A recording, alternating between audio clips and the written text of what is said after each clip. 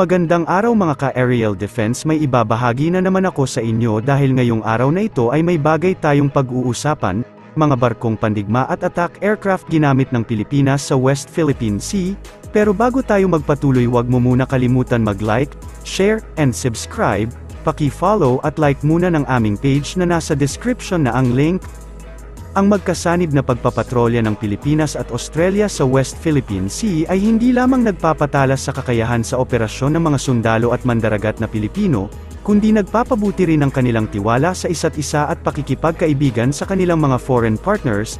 Ito ang sinabi ni Colonel Medel Aguilar, tagapagsalita ng Armed Forces of the Philippines, sa ikalawang araw ng Philippines and Australia Maritime Cooperative Activity noong Linggo November 26. Sa pamamagitan ng aktibidad na ito, pinalalakas nila ang kanilang pakikipagtulungan sa mga armadong puwersa ng ibang mga bansa at pinahuhusay ang mga kasanayan ng ating mga sundalo. Pinapalakas din natin ang kanilang mga individual na kasanayan bilang bahagi ng isang organisasyon. Pati na rin ang kanilang mga kakayahan ng ating mga unit dahil mayroon silang isasagawang iba't ibang gawain gamit ang ating mga makabagong teknolohiya at kagamitan. Ito ang sabi ni Aguilar. Ang 3 araw na Maritime Cooperative Activity, na magtatapos sa November 27, ay naglalayo na palakasin ang kooperasyon sa pagitan ng AFP at Australian Defence Force sa pamamagitan ng ilang maritime at aerial exercises. Kabilang sa mga ito ang Joint Patrol kung saan lumipad ang 2 Philippine Air Force A-29 Super Tucano aircraft sa ibabaw ng West Philippine Sea, gamit ang isang Royal Australian Air Force P-8A maritime surveillance aircraft habang ang Philippine Navy vessels na BRP Gregorio del Pilar at BRP Davao del Sur, naglayag kasama ang Royal Australian Navy frigate na Australian Ship Toowoomba.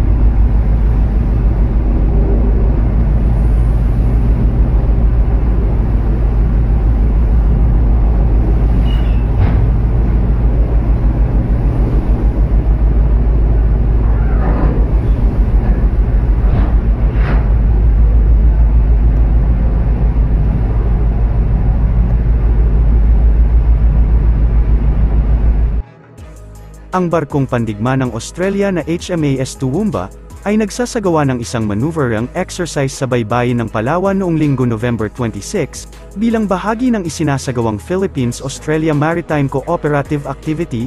Makikita rin sa video ang isang Australian Defence Force MH-60 Sikorsky helicopter na nagsasagawa ng aerial photo operations. Ang A-29 Super Tucano naman ng Philippine Air Force ay lumipad sa ibabaw ng West Philippine Sea bilang bahagi ng patuloy na maritime cooperative activity ng bansa kasama ang Australian Defence Force, na naglalayong pahusayin ang interoperability ng Armed Forces of the Philippines sa maritime security at domain awareness.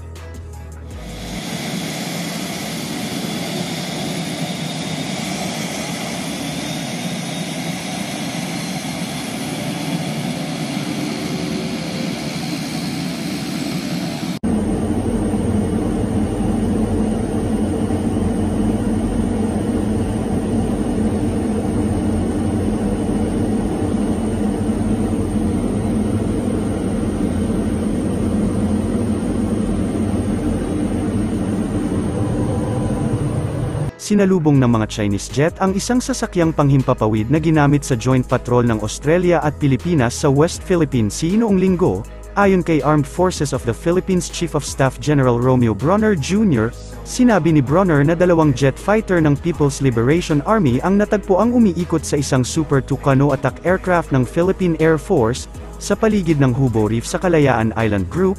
Walang untoward incident na iniulat sa unang 2 araw ng 3 araw na Joint Maritime Cooperative Activity sa West Philippine Sea, sa pagitan ng Armed Forces of the Philippines at Australian Defence Force. Ang aktibidad na nagsimula noong Sabado ay kasunod ng unang 3 araw na joint maritime activity ng AFP at US Indo-Pacific Command na nagtapos noong Huwebes, ayon kay AFP Chief of Staff General Romeo Bronner Jr., ang magkasunod na joint patrol sa West Philippine Sea ay pag-ehersisyo ng karapatan ng Pilipinas na magsanay kasama ang mga kaalyado, at pagtataguyod ng rules-based international order, ayon kay General Bronner. Nagkaroon lang ng shadowing ng mga barko ng China sa Joint Maritime Patrol noong Sabado, kinontra naman ng China ang draft resolution ng Indonesia patungkol sa pagtalakay sa maritime issue sa pinag-aagawang teritoryo. Ito ang kinumpirma ni Senador Ronald Bato de la Rosa na tanging ang China lamang ang kumontra sa resolusyon.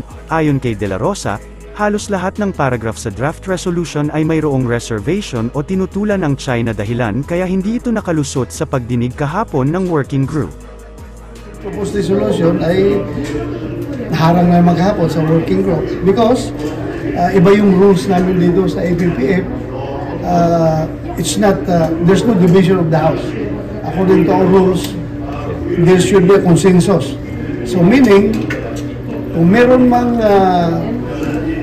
may comment, mayroong reservation, or merong opposition towards a certain draft resolution, ay talagang may babasura yung draft resolution mo. Kahit na sabihin mo, 1% lang yan. 99% of the delegates are supportive of the draft resolution. Pag merong isang mag-voice out ng kanilang reservation, talagang ma-set aside yan.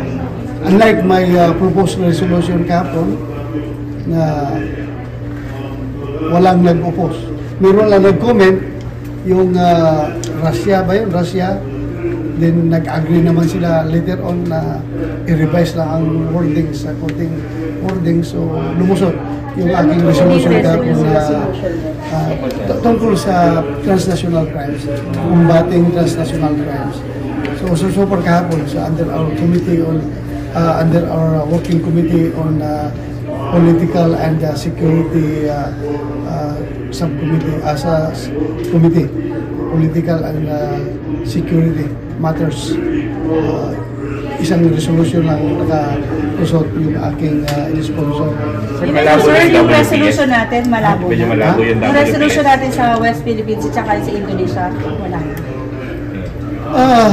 Yun nga, nag-oppose ang China. So we have to follow the rules. We have to follow the rules. But anyway, meron pa tayong working group kung mahilot yan, meron pa tayo naka-schedule. Ito, sabay, sa ating plenary. Merong working group meeting doon ngayon. Kung maayos yun, baka pwede pang lumusot.